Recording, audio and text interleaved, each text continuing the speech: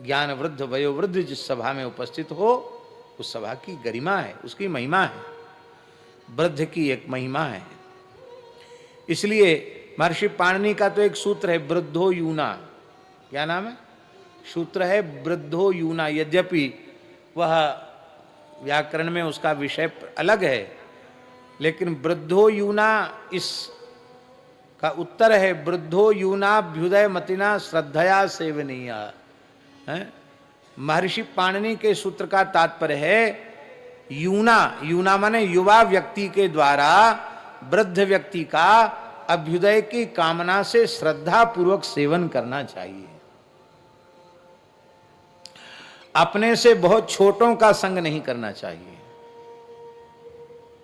बर्रे बालक एक स्वभाव, वो बार बार अवज्ञा करेंगे, उनका नुकसान होगा उससे। बहुत छोटों का संग नहीं करना चाहिए।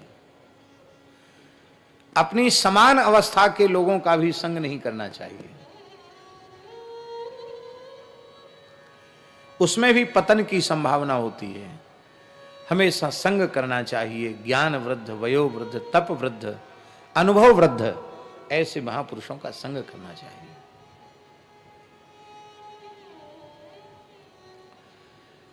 हमारे पूज्य गुरुदेव श्री पहाड़ी बाबा महाराज ने, महाराज जी, दास को 3 ही बातें बताई। जब हमें उन्होंने कृपा करके विरक्त वेश प्रदान किया तो हमने कहा महाराज जी अब हमें क्या करना होगा, आप नियमावली बताएं, कुछ उपदेश दें। तो महाराज जी बोले, बच्चा देखो हम पढ़े लिखे नहीं हैं, बचपन में ही साधु बन गए, घर द्वार छोड़ दिया, घर में जो कुछ पढ़े थे सो पढ़े थे, यहाँ आए थोड़े बहुत पढ़े, फिर पढ़ने वढ़ने में मन नहीं लगा, राम राम करने में लग गए। हमारे गुरुजी ने हमको एक वाक्य दिया था, वही वाक्य हम तुमको दे रहे हैं। महाराज जी ने कहा, पहाड़ी बाबा महाराज ने कहा था, बच्चा भेष भगवान का है, इसे लजाना नहीं पुजाना। बस वही गुरुजी का वाक्य हम तुमको दे रहे हैं, लजाना नहीं वेश को। ऐसा कोई काम नहीं करना कि वेश कलंकित हो जाए, ये भगवान का वेश है। हमारे यहाँ साधु में यही कहते, भेष भगवान का, यहीं से अपना परिचय देते हैं, शुरू ही यहीं से करते, भेष भगवान का, भगवान का वेश है। ये कलंकित ना हो, ये पवित्र रहा आवे, आदर्श और प्रेरणादायक बना रहे। और दूसरी बात उन्होंने यह बताई कि साधु के हाथ का बना प्रसाद पाना, साथ में साधु रहने चाहिए, 10-5 साधु तुम्हारे साथ हमेशा रहना चाहिए। साधुओं के बीच में रहना, साधुओं के हाथ का बना हुआ प्रसाद पाना। त्यागी साई भाषा में कहते थे, चूड़ियों का धोबन मत पीना, ऐसे बोलते थे, चूड़ियों का धोबन नहीं पीना, संतों के हाथ की बनी हुई प्रसादी पाना। 10-5 साधु तुम्हारे साथ रहना चाहिए। और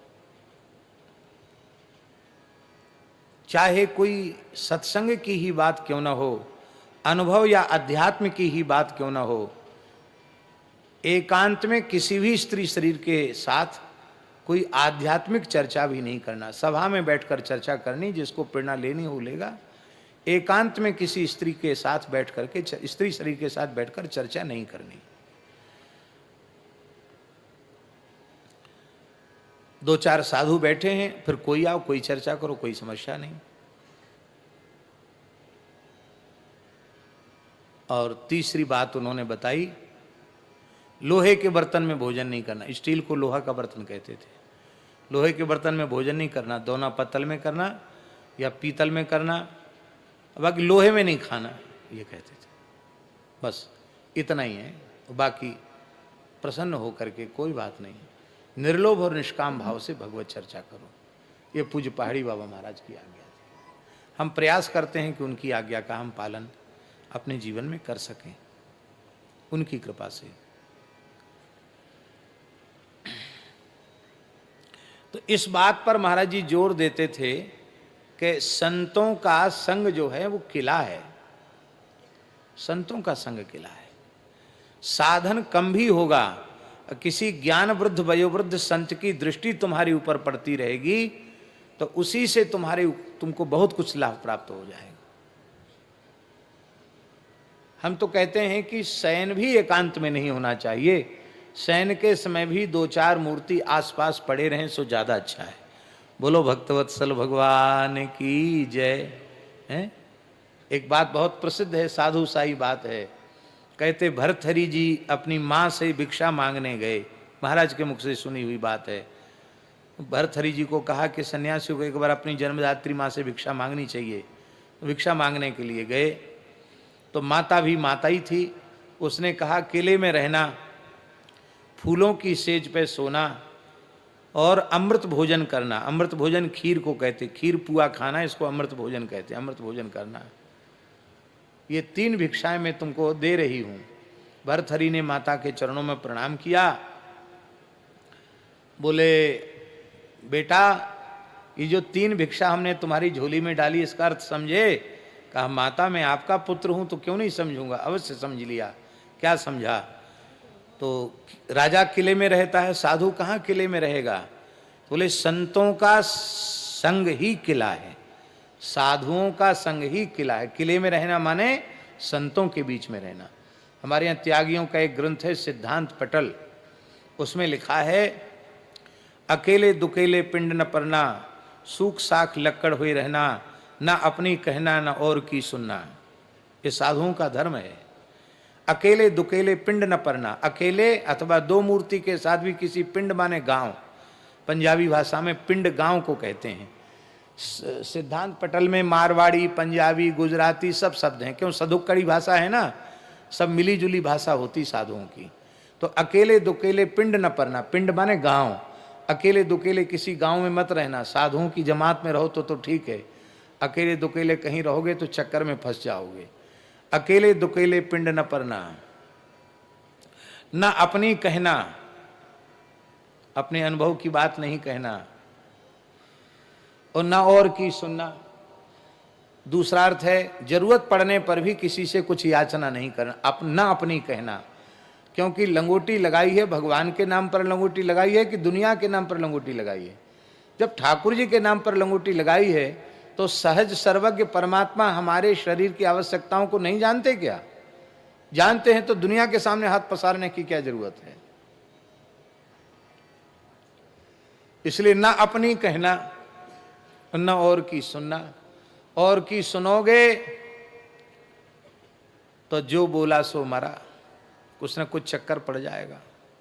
दुनिया तो हमेशा रोती गाती रहती है और साधु द्रवित होकर के कुछ न कुछ बोलना पड़ता है, बोलते हैं, उसमें उनका भजन का क्षय होता है। पुराने संत तो कान में कुंची लगा लेते थे तुलसी की, जैसे हमारे नाथ जी ने मुद्रा पहनी है, ऐसे ही हमारे यहाँ संत लोग पहले कुंची धारण करते थे। आजकल तो लोग उसको फैशन समझने लग गए, यहाँ बोतल जैसी लटका लेते हैं, वो कुंची है। वो कुंची उसको धारण करने की विधि है, उसका मंत्र है। उस कुंची को धारण करके फिर कान में उसको लगा लेते। कान में लगाने से जो अनहद श्रवण है उसमें तो वो उपयोगी होता है, भीतर की ध्वनि सुनने में वह उपयोगी होता है अनहद श्रवण में। और सबसे बढ़िया बात होती है, पंचकेश हैं तो दिखाई तो पड़ती नहीं कुंची, और भीतर लगी हुई है तो ढट्टा लगे हुए कान में, तो कुछ भी कहते रहो समझ में नहीं आएगा क्या कह रहे हैं, बस हाँ ठीक है आशीर्वाद आशीर्वाद, बस व्यासन देते श्रीपाद, हर चीज में हाँ ठीक है। बोलने से बच जाओगे। बाहर की निंदा पर निंदा पर चर्चा भीतर नहीं जाएगी। भीतर के नाद का श्रवण होने लग जाएगा, नाद खुल जाएगा। तो ये इस प्रकार से संतों की जुक्तियां हैं। कान में मुद्रा, उसका कारण यही है कि बाहरी शब्द हमारे कान में न जाए। तो न अपनी कहना न और की सुनना। दुनिया की दृष्टि में सूख साख लक्कड़ हुई रहना, जैसे लक्कड़ सूखा साखा होता है ऐसे ही रूखे सूखे बन के रहना। हम लोगों जैसी बढ़िया माला पहन लिया, यहाँ गजरा लगा लिया, ये सब ठीक नहीं है। हम कर रहे हैं फिर भी हम कहते ये ठीक नहीं है। हाँ, हमको तो लोग बना देते हैं पहना देते हैं। ये शुरू हुआ वृंदावन से। वृंदावन के लोग रसिक ज़्यादा हैं, प्रेमी ज़्यादा हैं, तो वहाँ हाथ से लोग बना बना के ले आते हैं और बहुत आग्रह करके कहते हैं हमारे ठाकुर जी की प्रसादी है, पहन लो। चलो ठीक है, जैसी भगत की इच्छा, तो पहन लेते हैं, धारण कर लेते हैं। लेकिन यह आदर्श नहीं है। भगवान की प्रसादी माला कंठ में पड़ गई, भगवान की प्रसादी थोड़ी देर के लिए पहन ली है तो अच्छा है, लेकिन श्रृंगार के रूप में साधु को घड़ी, अंगूठी, चैन और श्रृंगार के रूप में इनको धारण करना बहुत अच्छा नहीं है। प्राचीन संतों की तो वेशभूषा रहने ही ऐसी थी कि दुनिया उनसे चिपके नहीं, दुनिया दूर रहे। अब हम लोग ऐसी बढ़िया वेशभूषा बनाते कि दुनिया दूर हो तो और चिपक जाए और पास में आके बैठ जाए, लेकिन पुराने संत ऐसे नहीं होते थे। इसलिए पुराने संतों का तप, भजन सब सुरक्षित रहता था। ये सुख साख लक्कड़ हुई रहना। इसलिए वयोवृद्ध ज्ञान वृद्ध की महिमा है, उनका सदा संग करना चाहिए।